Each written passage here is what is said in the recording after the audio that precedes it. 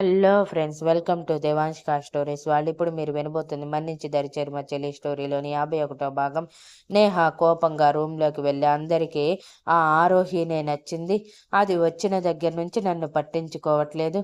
ఎప్పుడైనా నేను అలిగితే వెంటనే నా వెనక వచ్చే ఆర్యన్ కూడా రాలేదు. చూడు ఎంత మారిపోయాడో అని కసిగా అనుకుంటూ ఉంటుంది. ఇంతలో ఆర్యన్ బేబీ అంటూ లోపలికి వచ్చి, బేబీ, ఎందుకు మావయ్య మీద అంత కోపం? మావయ్య చెప్పిన దాంట్లో కూడా తప్పేమీ లేదు కదా. నేను నీతో ఇప్పుడు అంత క్లోజ్గా ఉండలేను. నువ్వు ఇప్పుడు పెద్దదానివయ్యావు. త్వరలో నీకు పెళ్ళి కూడా అవుతుంది. మనల్ని ఎవరైనా ఇంత క్లోజ్గా చూస్తే బాగుండదు. చెప్పేది విను. కావాలంటే చిన్నగా డిస్టెన్స్ మెయింటైన్ చేస్తూనే నార్మల్గా మాట్లాడు. కానీ ఇలా డల్గా మాత్రం ఉండకు. ఇక నుంచి నేను కూడా నీతో అంత క్లోజ్గా ఉండను అని అంటాడు.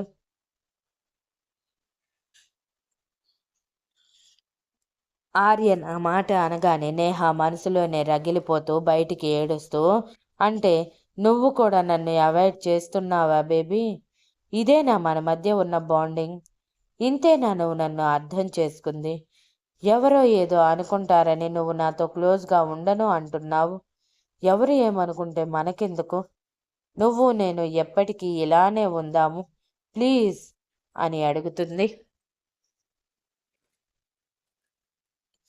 ఆర్యన్ ఆ మాటకి అసహనంగా, నేను చెప్పేది అర్థం చేసుకో. నేను ఎందుకు ఇలా చెప్తున్నానో నీకు ఇప్పుడు అర్థం కాదు. రేపు నీకు పెళ్లి కుదిరినప్పుడు నువ్వు నాతో క్లోజ్గా ఉంటే ఆ వచ్చే అతను మన ఇద్దరిని తప్పుగా అనుకుంటాడు. నాకు నమ్మకం ఉంది, నా గురించి ఆరోహి తప్పుగా అనుకోదు.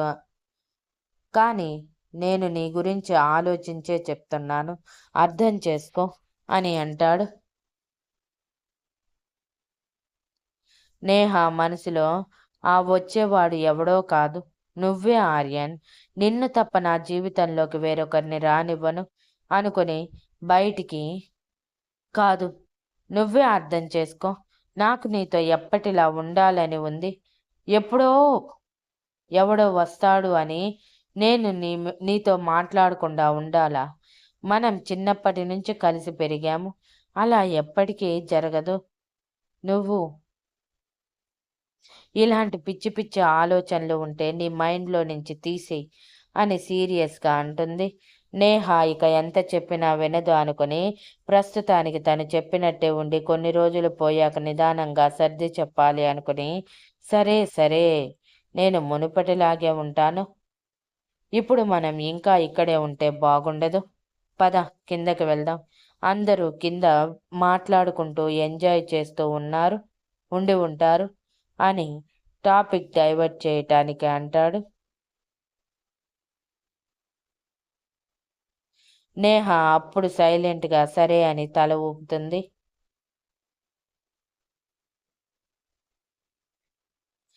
సరే అని తల ఊపటం కాదు, ముందు వెళ్ళి మొహం కడుక్కొనిరా.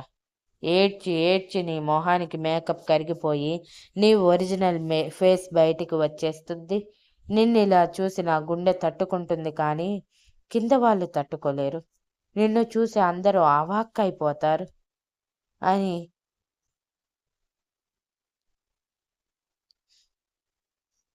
అందుకే ముందు వెళ్ళి ఫేస్ వాష్ చేసుకొనిరా అని ఏడిపించటానికి అంటాడు. నేనేమి అంత భయంకరంగా ఉండను, నువ్వు మరీ ఎక్కువ చేయకు బేబీ అని కోపంగా చెప్పి వాష్రూమ్లోకి వెళ్ళి ఫేస్ వాష్ చేసుకుంటూ, ఈ మాత్రం ఛాన్స్ చాలు నాకు, నిన్ను ఎలాగైనా నా సొంతం చేసుకుంటాను అని నవ్వుకుంటుంది. అలా నేహ ఫ్రెష్ అయి వచ్చాక తనని కిందకి తీసుకువస్తాడు ఆర్యన్.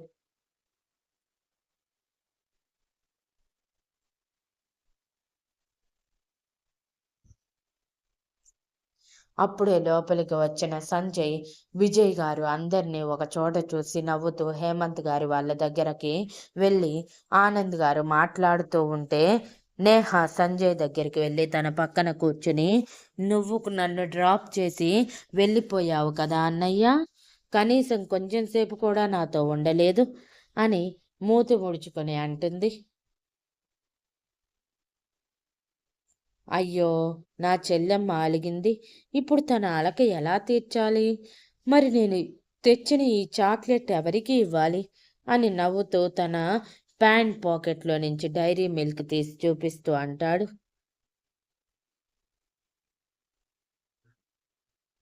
నేహ వెంటనే నవ్వుతూ, హై! చాక్లెట్ ఇది నాది. నేనేమి అలగలేదు అని బుంగమూతి పెట్టుకొని సంజయ్ చేతిలో నుంచి చాక్లెట్ లాక్కొని తింటూ ఉంటుంది. ఆరోహి వాళ్ళిద్దరినీ చూసి మనసులో నాకు కూడా ఫ్యామిలీ ఉంటే ఇలాగే ఉండేదేమో అని బాధగా అనుకుంటుంది. సంజయ్ నవ్వుతూ నేహాని చూసి మరొక చాక్లెట్ ఆరోహికి ఇచ్చి, నాకు నేహ ఎంతో నువ్వు అంతే ఆరోహి అని నవ్వుతూ అంటాడు. నేహ ఆ మాటకి వెంటనే తన చేతిలోని చాక్లెట్‌ని పిసికేస్తూ, అన్నయ్య కూడా దీనికి ఇంత ఇంపార్టెన్స్ ఇస్తున్నాడా? పైగా నాతో సమానం అని అంటున్నాడు. అది ఎక్కడ? నేనెక్కడ? అది ఆస్తిపాస్తులు వెనక ముందు ఎవరూ లేని అనాథ. నేను కొన్ని కోట్లకి వారసురాలిని అని కసిగా అనుకుంటుంది. ఆరోహి నవ్వుతూ సంజయ్ ఇచ్చిన చాక్లెట్ తీసుకుని థ్యాంక్ యూ అన్నయ్య అని అంటుంది. టైం 6:30 అవుతూ ఉండగా స్టీఫెన్ పిల్లల్ని తీసుకువచ్చి ఇంట్లో ఎవరూ లేరని తెలిసి వర్కర్స్ ద్వారా సంజయ్ వాళ్ళ ఇంట్లో ఉన్నారని తెలుసుకుని పిల్లల్ని డైరెక్ట్గా సంజయ్ వాళ్ళ ఇంట్లోకి తీసుకుని వచ్చి ఆరోహికి అప్పగించి వెళ్ళిపోతారు. పిల్లలు స్కూల్ నుంచి 5:30కి అయిపోతుంది కానీ ట్రాఫిక్ వల్ల కొన్నిసార్లు లేట్ అవుతుంది. కిడ్స్ మునుపటిలా పిల్లలు లోపల ఉన్న ఆరోహి ఆర్యన్లని మాత్రమే చూసి వెంటనే పరిగెత్తుకుంటూ మమ్మీ డాడీ అంటూ ఇద్దరి దగ్గరికి వెళ్ళి వాళ్ళ ఒడిలో కూర్చుని మమ్మీ మేము మిమ్మల్ని చాలా మిస్ అయ్యాము, మీరు ఎక్కడికి వెళ్ళారు అని ముద్దు ముద్దుగా అడుగుతారు.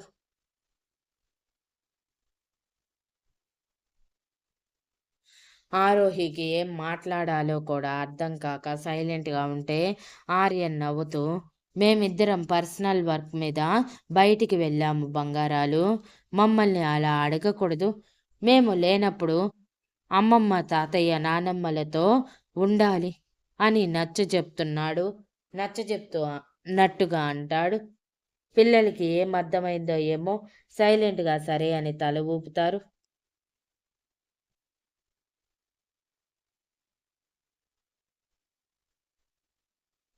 శాంతి గారు, హేమంత్ గారు పిల్లల్ని ఇద్దరిని చూసి మురిసిపోతూ చాలా అందంగా ఉన్నారా ఆరోహి, నీ పిల్లలు ఎంత ముద్దుగా ఉన్నారో అంటూ వాళ్ళ బుగ్గలు పట్టుకొని గట్టిగా లాగుతూ అంటారు. పిల్లలిద్దరూ వాళ్ళ చేతుల్లో నుంచి వాళ్ళ బుగ్గలు తీసుకొని మాకిలా టచ్ చేస్తే నచ్చదు బిగ్గ ఆంటీ, ఇలా మమ్మల్ని ముట్టుకోకు అని సీరియస్గా అంటారు.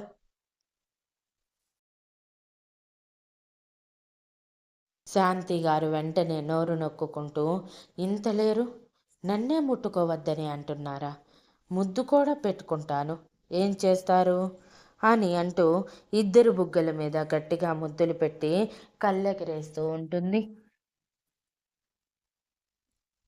శాంతి గారిని అన్ని సంవత్సరాల తర్వాత అంత ఆనందంగా చూస్తున్న హేమంత్ గారు మనసులో ఆరోహిని చూసిన దగ్గర నుంచి శాంతి చాలా సంతోషంగా ఉంది.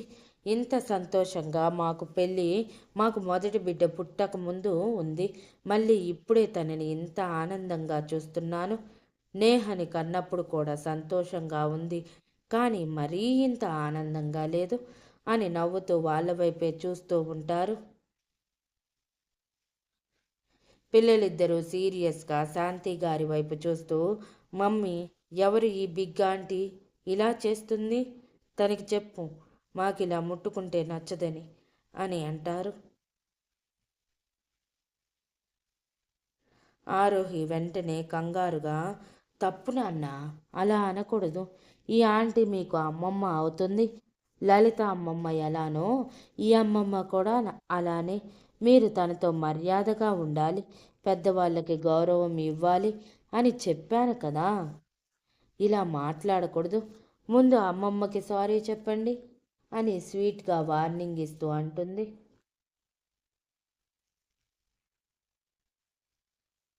పిల్లలిద్దరూ సరే అని శాంతి గారితో సారీ అమ్మమ్మ అని అంటారు. శాంతి గారు పిల్లల్ని చూసి మురిసిపోతూ, ఎంత చక్కగా అర్థం చేసుకుంటున్నారు ఆరోహి, ఇప్పటి పిల్లలందరూ ఎలా ఉంటున్నారు, కానీ నీ పిల్లలు మాత్రం నువ్వు చెప్పగానే వింటున్నారు, మంచి కోచింగ్ ఇస్తున్నావు వాళ్ళకి అని నవ్వుతూ ఆరోహి భుజం తడుతూ అంటారు. ఆరోహి నవ్వుతుంది తప్ప ఏమీ రిప్లై ఇవ్వదు.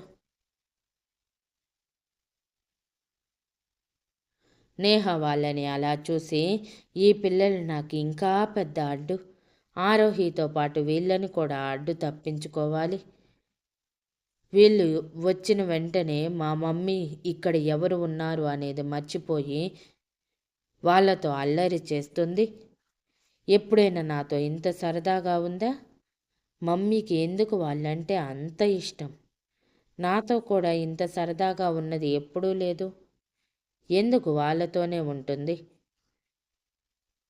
అని అనుకుంటూ పిల్లల వైపు కోపంగా చూస్తూ ఉంటుంది.